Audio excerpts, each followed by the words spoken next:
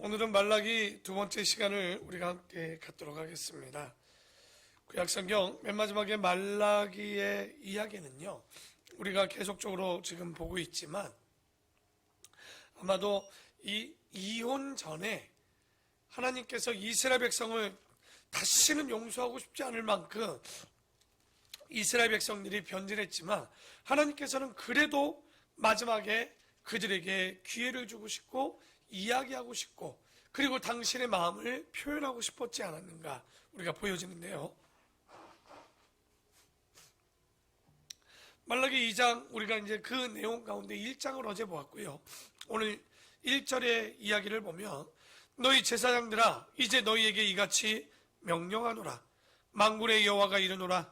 너희가 만일 듣지 아니하며 마음에 두지 아니하여 내 이름을 영화롭게 하지 아니하며 내가 너희에게 저주를 내려 너희의 복을 저주하리라.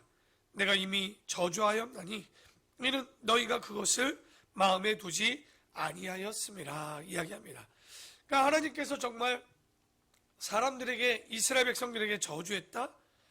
여러분 복을 저주했다는 것은 누구를 저주했다라는 것으로 나오는 거냐면 바로 자녀를 저주했다는 얘기입니다. 왜? 복이 자녀이기 때문에 그러죠. 여러분 우리가 하나님께서 아담과 하와를 창조하신 이후에 그들이 선악과를 먹었을 때도 하나님께서는 아담과 하와를 저주하지 않았어요. 땅을 저주했습니다. 그런데 지금 이스라엘 백성들이 천년의 사랑을 쏟아붓는데도 불구하고 이들이 하나님의 사랑을 받아들이지 않고 하니 그들의 자녀를 주님께서 저주하는 모습을 보이게 됩니다. 그러니까 이런 장면을 보면 우리가 뭘 깨달아야 될까요? 하나님께서 지금 얼마나 화가 났는지, 그 마음에 웬만하면 이런 일이 없는데도 불구하고 복을 저주했다는 것은 천년의 사랑이 너무 헛되니 이루 말할 수 없는 상실감과 하나님의 마음에 화가 넘쳤음을 봅니다. 그러면서 4절에 만군의 여호와가 이르노라. 내가 이 명령을 너희에게 내린 것은 레위와 세운 나의 언약, 레위기죠. 시내산에서 맺은 이 언약이 항상 너희에게 있게 하려 함인 줄을 너희가 알리라. 레위와 세운 나의 언약은 바로 이 율법의 근본적인 목적이 뭐냐? 그들을 힘들게 하고 어렵게 하고 괴롭게 하려고 한 것이 아니라 생명과 평강의 언약이라. 내가 이것을 그에게 준 것은 그로 뭐 하려고? 율법의 목적이죠. 경외하게 하려 함이라. 그가 나를 경외하고 내 이름을 두려워요 하였으며 라고 나옵니다. 율법의 목적은 로마서에 보면 거울의 역할, 우리가 죄가 있음을 깨닫게 하는 것이 목적처럼 보이지만 그게 목적이 아닙니다.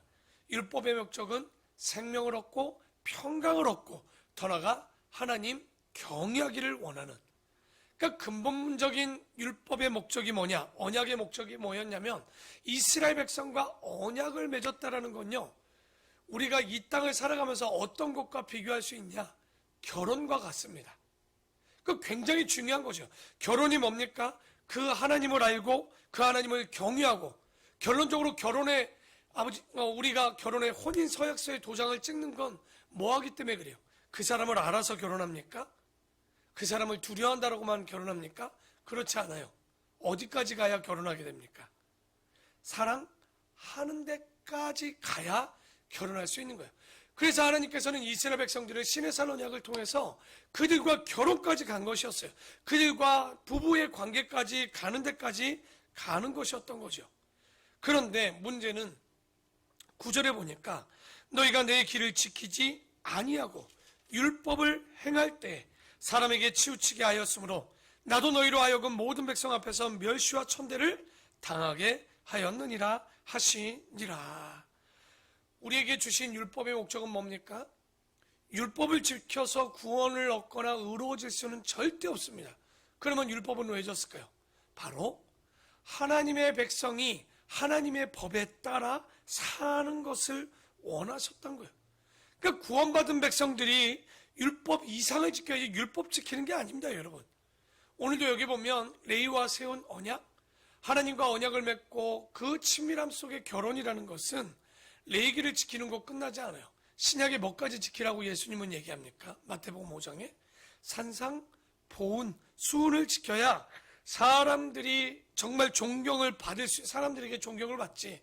지금 여러분 한국 교회가 왜 욕을 먹습니까? 지극히 율법 도덕 상식이 없어요.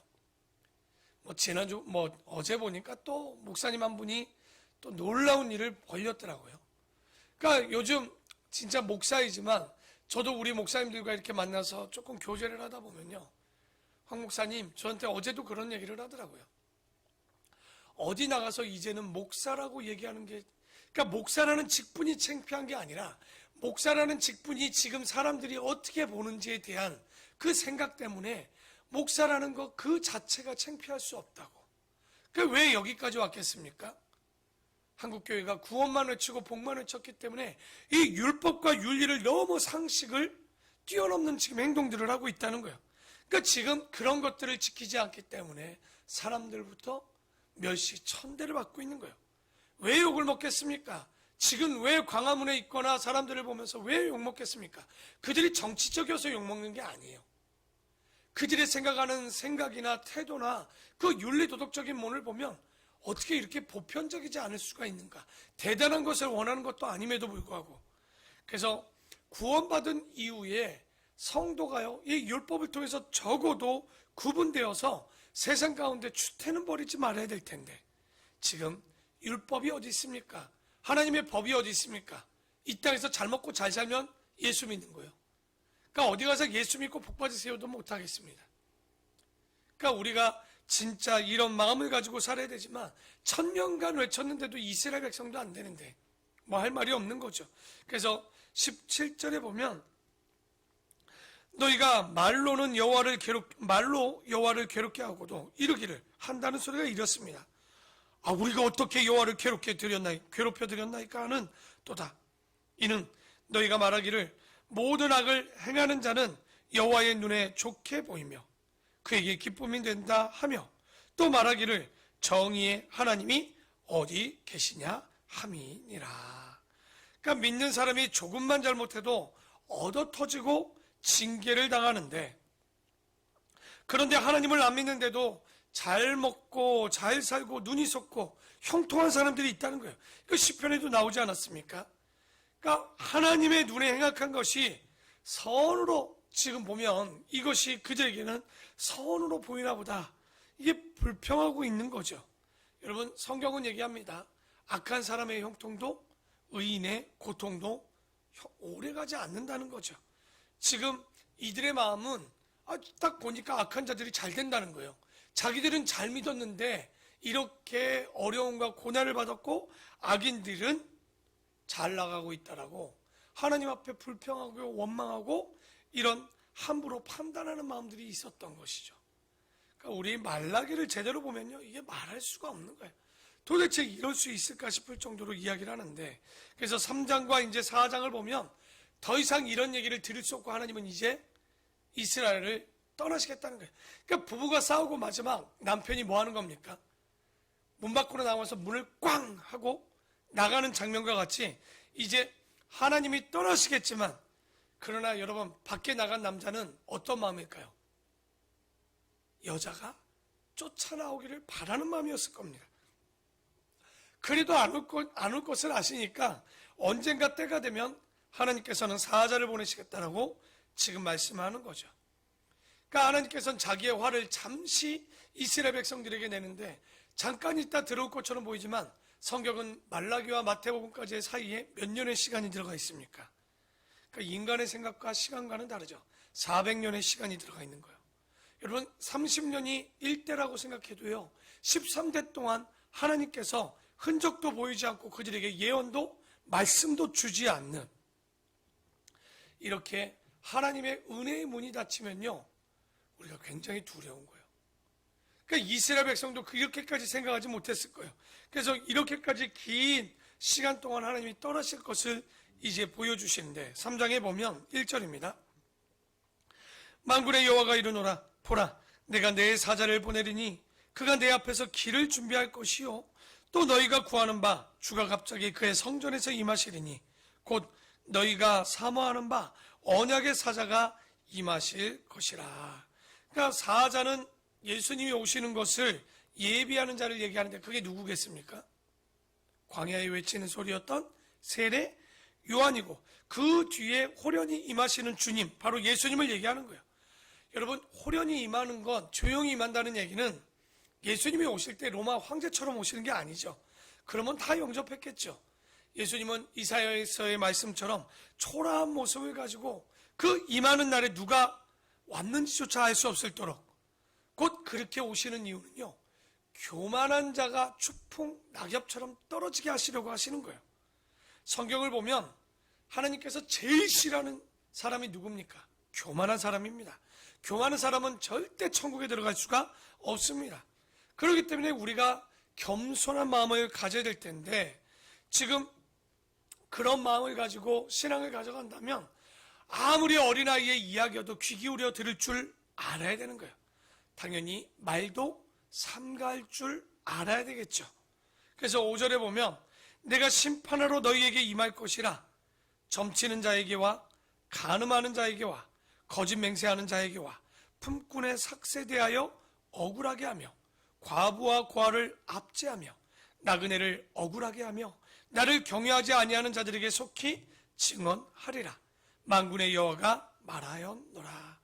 그러니까 바벨론 포로 이후에 이스라엘 백성들에게 사라진 게 하나 있죠. 우상 숭배, 다른 이방신은 섬기지 않았어요. 근데 그걸로 끝나는 줄 알았더니 5절 중간 이후에 보면 잘 보십시오. 윤리 도덕적으로 잘못한 것도 반드시 하나님께서 뭐 하시겠다는 거예요? 심판하신다는 겁니다. 그러니까 우리가 이 땅을 살아갈 때 구원받고 땡이 아닙니다. 구원받은 이후의 삶의 열매로, 믿음의 열매로, 신앙의 열매로 나타나야 되는 거예요. 진짜 한국교회가 얼마나 구약을 무시하고 사는지를 지금 보는 것 같아요. 구원만 받으면 끝장입니다. 뭐 다른 거 없어요. 복 받으면 됩니다. 이 땅에서 잘 살면 되는 겁니다. 이게 그러면 불교랑 뭐가 다릅니까? 이게 다른 종교랑 뭐가 다르겠냐는 얘기예요. 우리가 그리스도인들이 적어도 우상 안 섬기는 거, 그게 자랑입니까? 여러분, 제가 한 여자만, 한 결혼해서 내 부인만 사랑하는 게 자랑입니까? 그렇게 사는 게 아니죠. 내 부인을 사랑하는 것 이후에 정말 성품과 도덕적으로, 윤리적으로 존경받는 사람이 되는 것이 당연하지 않겠습니까? 그런데 지금도 예수님만 사랑하는 게 뭐가 그 하나 가지고 전부 다 되는 것처럼, 그게 아닙니다. 그리고 나서의 이후에 진짜 사랑의 행동이 나타나야 되는 거죠. 그래서 8절에 사람이 어찌 하나님의 것을 도둑질하겠느냐? 그러나 너희는 나의 것을 도둑질하였고 말하기를 우리가 어떻게 주의 것을 도둑질하였나이까 하는도다. 이는 곧 11조와 봉헌물이라. 너희 곧 온 나라가 나의 것을 도둑질하였으므로 너희가 저주를 받았느니라. 제가 첫 시간 느헤미야 마지막 시간 이야기했죠. 바로 느헤미야가 죽고 나자마자 잠깐 1년 비었는데도 그런 사태가 벌어졌는데, 지금 느헤미야가 죽고 한 20, 30년 지났으니 어떤 일이 벌어졌다는 거예요. 11조를 내지 않고 첫 예물을 드리지도 않고 한다는 얘기가 언제 도둑질했냐고요. 너무 뻔뻔한 거예요. 아무것도. 여러분, 주님이 돈이 없어서 이런 지금 말씀을 하시겠습니까? 11조가 없어서 이 얘기를 하겠습니까? 하나님이 보시는, 하나님을 사랑하는 적어도 이 모든 것을 주님이 주셨다는 것을 정말 그들의 고백으로 보는 게 11조였고 첫 예물이었다는 거예요. 그런데 그거, 아이고 내가 먹고 살기도 바쁜데, 지금 아파트 융자에 이자 내기도 바빠 죽겠는데, 아이들 양육에, 여러분 죄송한데요, 아무리 돈이 있어도요, 그런 핑계를 가지고 가면요 100억을 가져도 헌금은 못합니다. 근데 안타깝게도요, 진짜 교회 안에서 물질생활이나 봉사생활이나 헌신하는 사람들의 대부분은 오히려 있는 사람들보다 없는 사람들이 더 하는 거예요. 왜? 그렇다고 하기 때문에 뭐 없는 게 복이다 그 얘기가 아니라, 그만큼 예수님도 얘기하지만 있는 자가 천국에 들어가는 것이 얼마나 어려운가. 마음을 빼앗기가 그만큼 쉽다는 거예요. 있을수록 우리가 그러지 않도록 항상 오늘 이 말씀처럼 정말 주님 앞에 우리가 이런 것들을 잘 살아야 되는데, 이 얼마나 제대로 못 살았는지 우리 뒤에 보면 도비아 같은 놈들이 뭐 했어요? 성전 안을 빌려서 방을 차지하는 일까지 벌어지지 않았습니까? 10절에 보니까 만군의 여호와가 이르노라, 너희가 온전한 11조를 창고에 들여 나의 집에 양식이 있게 하고 그것으로 나를 시험하여 내가 하늘 문을 열고 너희에게 복을 쌓을 곳이 없도록 붙지 아니하나 보라. 여러분, 바리새인들이 11조 한다고 하지만 하나님의 사랑하는 마음이 하나도 없으면 아무리 여러분이 헌금을 1,000만 원, 1억을 내도요, 아무 의미 없습니다. 예수님이 얘기하는 1000대까지의 복은 어떤 마음이 근거한 그 행동을 얘기하냐면, 예수님께서 1000대까지 복을 받을 때 뭐라고 얘기합니까? 뭘 할 때 1000대까지 복을 받느냐고 하냐면, 너희가 나를 사랑하고 계명을 지키는 자라고 얘기합니다. 여러분, 계명 이전에 먼저 뭐를 얘기하고 계셔요? 자신을 사랑하고 그 계명을 지키는 자에게 1000대까지 복을 부어준다라고 하는 거예요. 그러니까 하나님을 사랑하는 것 없이 11조? 여러분, 백날 내봐야 복는 것 없습니다. 11조를 완벽하게 바치는 바리새인들에게 예수님이 뭐라고 그랬어요? 이 독사의 자식들아, 너희에게 지옥의 판결을 면하겠느냐? 라고 얘기했어요. 여러분, 바리새인만큼 안식일 지키는 사람 어디 있습니까? 바리새인만큼 헌금 생활하는 사람이 누가 있었겠어요?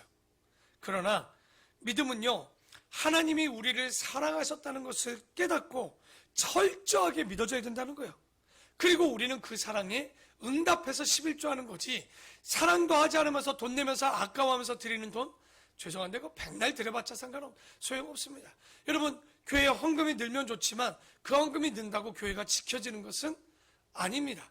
사랑 없는 예물요, 드리고 아까워하는 거요, 드리고 나서 계산하는 거요, 죄송한데 하나도 복 없는 행동입니다. 그런 걸 주님이 원하는 게 아니에요. 그래서 13절에 보면 여호와가 이르노라, 너희가 완악한 말로 나를 대적하고도 이르기를 우리가 무슨 말로 주를 대적하였나이까 하는도다. 야, 여러분, 하나님이 시시콜콜 이런 사람들의 말을 따질 것 같죠? 따집니다. 마태복음 12장 36절에 보면 사람이 무익한 말을 하든지 이에 대하여 심판날에 신문을 받을 것이라고 얘기합니다. 그래서 우리가 말 조심도 해야 되겠지만 그 이전에 뭘 조심해야 되냐? 생각과 마음을 정말 잘 지키셔야 됩니다. 말로 나왔다는 건 이미 다 끝난 겁니다. 왜냐하면 마음에 생각이 들어왔고 그 마음을 통해서 이것이 입으로 나오는 것이기 때문에 말 이전에 뭘 조심하라? 생각을 조심해야 되는 거예요. 더더욱이 16절에 보면 이렇게 또 얘기합니다. 그때 여호와를 경외하는 자들이 피차에 말하며 여호와께서 그 말을 분명히 뭐 하셨다고 나와요? 들으시고 여호와를 경외하는 자와 그 이름을 존중히 여기는 자를 위하여 여호와 앞에 있는 그 말들을 뭐에 기록했다는 거예요? 기념책에 기록하시겠다는 거예요. 다시 말해서 여호와를 경외하는 자들, 소수가 있었겠죠. 그들의 말을 분명히 들으실 것이고 그 말들을, 생각들을 기념책에 기록하겠다. 아까 우리가 13절에 얘기했지만 그 이스라엘 백성들은 내가 무슨 말로 주를 대적하겠습니까? 라고 얘기하지만 실제 그런 말 할 때 우리는 회개할 줄 알아야 되는 거예요. 바로 이런 여호와를 경외하는 자들은 그런 말이 아니라 자신들의 실수를 알고 있었기 때문에 그 말과 마음을 조심히 했고 그 말을 생명책에 기록해 주시는 거죠. 그래서 17절, 만군의 여호와가 이르노라, 나는 내가 정한 날에 그들을 나의 특별한 소유로 삼을 것이요 또 사람이 자기를 섬기는 아들을 아낀같이 내가 그들을 아끼리니. 여러분, 주님께서 우리가 자식을 아끼듯이 주님께서도 우리를 뭐하듯이 우리를 아껴주시겠다는 거예요. 그런데 낳아준 부모를 자식이 정말 그 부모에게 맞서거나 그 부모에게 덤빈다면 성경도 뭐라고 얘기하고 있습니까? 그 부모에게 덤비는 자들 때려 죽이라고 얘기합니다. 왜 때려 죽이라고 할까요? 자식이 부모에게 좀 덤볐다고요? 그걸 하나님께서 뭘로 봤냐면 여러분, 바로 신성 모독으로 본 거예요. 그러니까 눈으로 보이는 부모도 못 섬기는데 보이지 않는 하나님을 섬기겠냐는 거예요. 그런 자들은 돌로 쳐 죽이란 얘기입니다. 그러니 자기를 낳아서 길러서 그렇게까지 정성을 부어 부모가 은혜를 끼치고 가르쳤는데 깨닫지 못한다? 다른 말로 그런 자들은 뭔 가치가 없냐? 존재 가치가 없는 거예요. 여러분, 하나님이 무조건적인 사랑을 베푸는 것 같지만 그렇지 않습니다. 정말 그렇다면 지옥에 있을 필요가 없죠. 안 되는 사람은 지옥에 가야 된다는 거예요. 그걸 항상 두려워할 줄 알아야 되겠죠. 그래서 4장 마지막 4절에 보면 너희가 내가 호렙에서 온 이스라엘을 위하여 내 종 모세에게 명령한 법 곧 율례와 법도를 기억하라. 보라, 여호와의 크고 두려운 날이 이르기 전에 내가 선지자 엘리야를 너희에게 보내려니. 엘리야는 누굽니까? 세례 요한이죠. 크고 두려운 날은 언제겠습니까? 이게 1차적으로는 AD 70년에 그 예루살렘에서 100만 명 이상이 죽었던 그 망하는 날을 얘기하기도 하고요. 또 하나는 뭐냐면 마지막 요한계시록에 보면 또 하나 두 선지자가 나오죠. 여러분 기억납니까? 인류 역사 종말에도 예루살렘에 엘리야 같기도 하고 모세 같기도 한 한 종이 나타나는 사건이 나타납니다. 그러니까 두 이야기를 하고 있는 거예요. 그러면서 6절에 그가 아버지의 마음을 자녀에게로 돌이키게 하려고 왔고 자녀들의 마음을 그들의 아버지에게로 돌이키게 하리라. 돌이키지 아니하면 두렵건대 내가 와서 저주로 그 땅을 칠까 하노라 하시니라. 그래서 이렇게 하고 나서 어떻게 합니까? 구약의 문이 쾅 하고 닫힙니다. 그러니까 세례 요한이 오기까지, 곧 예수님이 오시기까지 굉장히 무섭게 외쳤죠. 여러분, 세례 요한이 뭐라고 외쳤습니까? 이 독사의 자식들아, 도끼가 나무 뿌리에 놓였다는 거예요. 왜? 너희가 회개에 합당한 열매가 맺히지 아니하면 아무리 아브라함 자손이라 할지라도 회개하지 않으면 얼마든지 하나님께서 뭐 하시겠다는 거예요? 찍어 버리시겠다는 거예요. 유대인들은 자기들이 선민이라는 사상을 갖고 있어서 우리는 아브라함의 자손이라고 외쳤더니 이 세례 요한이 그 이야기를 한 거죠. 이 독사의 자식들아, 도끼가 이미 나무 뿌리 밑에 지금 준비되어 있다는 거예요. 너희들이 그 회개하지 않으면 얼마든지 찍어내버릴 수 있으니. 그러니까 그들은요, 우리도 그들도 오해하고 있는 거예요. 여러분, 하나님의 사랑을 얘기할 때 헬라어로 뭐라고 많이 얘기해요? 아가페 사랑이라고 정말 얘기합니다. 그 아가페라는 말의 뜻은 뭡니까? 무조건적인 사랑을 이야기하지만 여러분, 정말 주님이 주기만 하고 받지는 않으실까요? 그러니까 인간들이 진짜 못된 거죠. 자기는 주고 받고 싶어 하면서 하나님은 주기만 원하고 있다? 이건 잘못된 거죠. 하나님도요, 사랑을 주시지만 바라고 계십니다. 그러니까 우리의 사랑을 목말라하고 사모하고 계시는 게 그 마음인 거예요. 아담을 만든 것도 그 사랑을 받고 싶었던 아버지의 마음인 거죠. 그런데 그 마음을 눈치챈 사람이 하나 있었습니다. 그게 누구냐? 모세였습니다. 모세가 10계명의 1계명부터 3계명을 딱 받고 나자마자 깨달았던 거예요. 아, 이 말은 우상을 섬기지 말라는 말이 아니구나. 신명기 6장 4, 5절에 뭐라고 얘기합니까? 너희는 마음을 다하고 뜻을 다하고 힘을 다하여 내 하나님 여호와를 뭐하라고요? 사랑하라. 모세가 진짜 깨닫는 거예요. 이건 주님이 나 좀 사랑해줘라는 메시지를 우리에게 보내고 있다는 거예요. 계명을 주실 때 예수님도 뭐라고 얘기했습니까? 나를 사랑하고 내 계명을 지키는 자에게 1000대까지의 은혜를 베푼다고 하지, 그냥 계명 지킨다고 1000대까지의 은혜를 베푸는 게 아니었다는 거예요. 여러분, 예수님도요, 너희들이 11조 안식일 잘 지켜도 너희의 하나님을 사랑하는 마음이 없는 줄 알았다라고 얘기합니다. 다시 말해, 우리가 하나님 앞에 사랑이 없으면 아무것도 아닙니다. 사랑이 뭡니까? 나의 모든 것을 주고 싶은 마음입니다. 내 것을, 내 시간, 내 물질, 내가 가진 걸 다 줘도 아깝지 않는 게 사랑입니다. 주님은 우리에게 그런 사랑을 베푸셨는데 우리는 그 사랑을 줄 때 계산합니다. 시간을 계산하고 물질을 계산하고 나의 이득이 되는지 계산하는 아주 계산적인 신앙들을 지금 한국교회가 하고 있는 거예요. 여러분, 교회 오는 시간을 따지고 예배를 드립니까?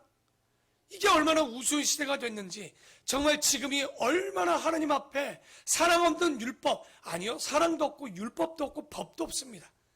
그러니 얼마나 폐악한 기독교고 얼마나 배역한 그리스도인지, 교회인지 기독교인지. 오늘 이 말씀을 붙잡고요, 왜 하나님께서 이 말라기를 통해서 가슴을 치면서 이들에게 얘기했을까요? 내가 너희를 얼마나 사랑한 줄 아느냐? 주께서 언제 우리를 사랑하셨습니까? 내가 당신이 언제 나를 사랑했냐는 거예요. 악인의 형통은 악인이 저렇게 형통하는데 언제 사랑하냐는 얘기예요. 정말 믿는 의인을 때리는 이게 어찌 사랑이냐고 외칩니다. 자기들이 어떻게 살았는지는 뒤돌아보지도 않고 회개하지도 않는. 그럼에도 불구하고 하나님께서는 엘리야와 모세를 보내서 뭐 하기를 원했던 거예요? 그래도 돌아오게 하시는 게 아버지의 마음이었다는 거예요. 오늘 이 말씀을 붙잡고요, 진짜 우리가 그리스도인입니까? 진짜 하나님을 사랑하십니까? 이렇게 사시면 안 된다는 얘기예요. 정말 주님을 믿는데, 제가 요즘 새벽 예배 오는데 마음이 좀 달라졌어요. 야, 너무 행복하다. 진짜 예배를 드릴 수 있고 설교를 할 수 있고 설교를 들을 수 있는 성도가 있다는 거. 예전에는 여러분 눈 뜨면 피곤하죠. 오늘 좀 쉬었으면 좋겠다. 이런 마음이 왜 안 들겠습니까? 그런데 그런 게 아니에요. 정말 주님을 만날 수 있는 이 시간, 이 새벽에 예배드리는 여러분에게 정말 저는 죄송한데 똑같은 복이 임하지 않을 거예요. 더 주님의 큰 복이 임할 줄 믿습니다. 정말 새벽을 깨우고 시간을 깨우고 우리의 마음을 깨우고 주님 앞에 그것을 온전히 드리는 여러분, 전심으로 전 마음으로 예물과 그리고 그 신앙을 드리는 여러분에게 하나님의 크고 넘치는 복이 임하실 줄 믿습니다. 이 말라기서의 이스라엘 백성과 같은 실수를 범하지 않도록 오늘 이 한 주간 주님을 어떻게 하면 살아갈 수 있는가 고민하고 나아가는 우리 아름답고 복된 성도들이 되기를 축원합니다. 기도하겠습니다.